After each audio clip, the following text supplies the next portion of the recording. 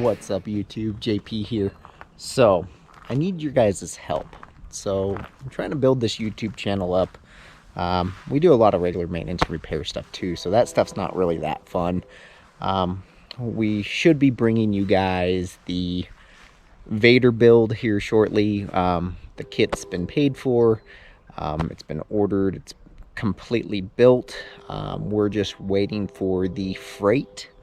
I guess they have to build custom pallets to ship the fiberglass body on. So we'll be bringing you that. However, I'm looking at doing a project of my own since the Vador's for a buddy of mine. I want to kind of get you guys' opinion. So I want you to chime in on what you guys think. I'm kind of excited about one certain project, but you guys let me know what you think. So I'm gonna go ahead and flip the camera around, show you the options we have, show you some of my toys, cars that we have in the backyard, and then we'll kind of go from there. So the first one to start with is going to be my 1937 Chevy Coupe. Obviously this is a full-blown restoration. there is nothing left in this car. I already have the 383 stroker carbureted Chevy engine built for it. And I mean, I have a couple of transmissions laying around. I could rat rod this thing out. What do you guys think of rat rods? Do you like rat rods? Or because it's a beautiful 37, should I go all out and get this thing fixed in cherry, paint, body, everything? That's one option that's sitting around the house.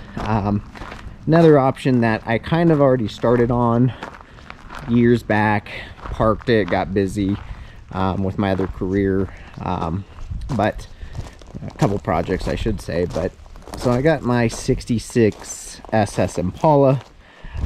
Here I got the front clips in storage, so the clip it's all there. The dashboard's in there. You gotta excuse, I got like boat parts and stuff in here, but the dashboard's in there. This one is gonna be a 454 big block car. Just because it's such a tank, I wanted an old classic muscle car, so we could finish that one. The trunk pan is brand new.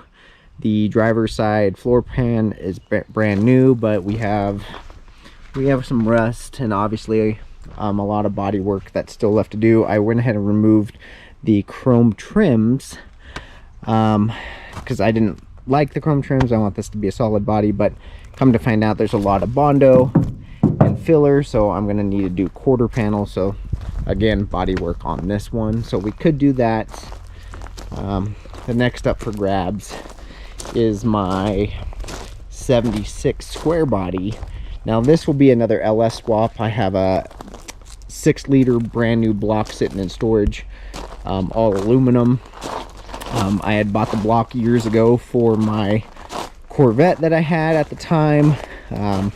Obviously I sold the Corvette, so it's a big junk pile out here right now. We have another one there, but I had already started a lot of the body work on this one. The floor pan, as you can see, is actually cut out, but this one would be an LS swap, so that's an option to bring to the channel for you guys. But I'm not sure I want to go that far yet with this one, just because the overall price of building it right now, the business, we're getting it up and going again. But this project's probably, even though it looks like a mess right now, this project's probably a lot closer than any of those other ones that I showed you before. Now this is the one I'm most excited about.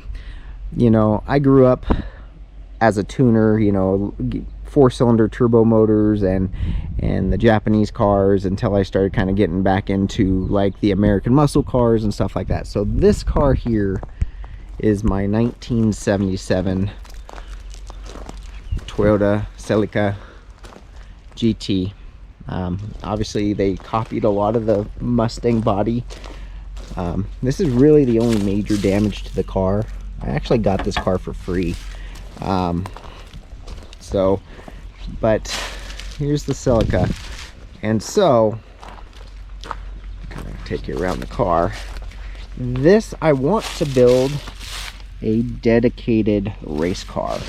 And this is a pretty light car, and you can do a lot of AE86 swapped parts on it.